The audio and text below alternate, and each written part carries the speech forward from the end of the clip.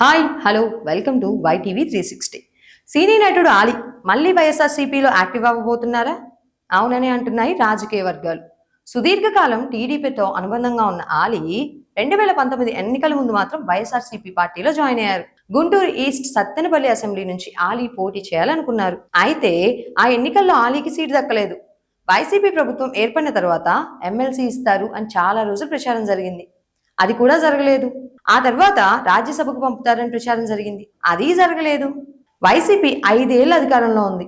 ఆలీకి మాత్రం ఎటువంటి పదవి దక్కలేదు. 2024 ఎన్నికల్లో ఆలీ పోటీ చేస్తారని అందరూ అనుకున్నారు. కానీ అది కూడా జరగలేదు. 2024 ఎన్నికల్లో వైసీపీ ఓడిపోయింది. ఆలీ కూడా సైలెంట్ అయిపోయారు. కూటమి ప్రభుత్వం వచ్చిన తర్వాత కొంతమంది వైసీపీ నాయకుల మీద కేసులు పెట్టి జైళ్లకు పంపారు. గన్నవరం మాజీ ఎమ్మెల్యే వల్లభనేని వంశీని కూడా కూటమి ప్రభుత్వం జైలుకి పంపింది. ఇటీవల జైలు నుంచి రిలీజ్ అయిన వంశీని ఆలీ వెళ్లి కలిశారు. ఈ నేపథ్యంలోనే ప్రస్తుత రాజకీయ పరిస్థితుల గురించి చర్చించారు.